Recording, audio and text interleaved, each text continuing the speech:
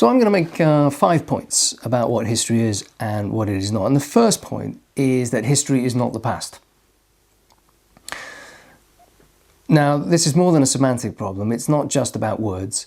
It isn't helped by the fact that in English language we tend to use the words interchangeably. So I don't know, if you've ever had an unpleasant relationship in the past with somebody, you might dismiss the whole thing as being just in the past, or that's all in the past, or he's history to me.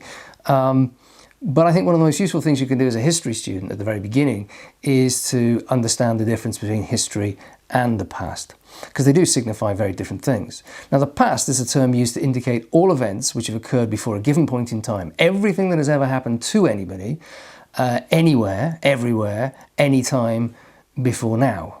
The past is neither present nor is it future. Got it? In contrast, history is a narrative text, words, usually on a page, written in the present about the past. And it uses evidence from the past, it makes selections from the past, it emphasizes particular moments in the past and uses evidence to write about those moments.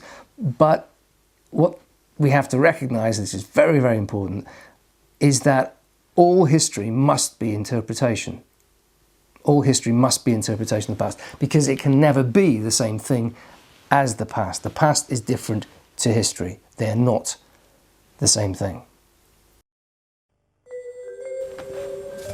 Let's do a little thought experiment on this theme. I mean, how does something from the past become history? Think about your history lessons. Generally speaking, and I'm not being critical of your history teacher here, those history lessons are unlikely to make their way into the history books of the future. I doubt very much whether there are many significant history lessons around the world that are historically going to be so important that they'll need to be written about by historians in 50 years' time. However, let's just imagine your next history lesson next week.